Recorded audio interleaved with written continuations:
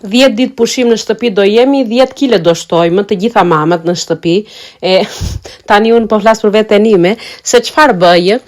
gjithmonë kur jemi në shtëpi, mëngjes do bëj diçka ose krepa, ose petulla, ose kulaç, gjëra me brumra, domethënë, nëse i pëlqejnë djalit, edhe kur kemi shkollë dhe punë, nuk harroj që t'i bëj çdo mëngjes, që kështu kur jemi pushime, brumrat vinë brenda në shtëpi,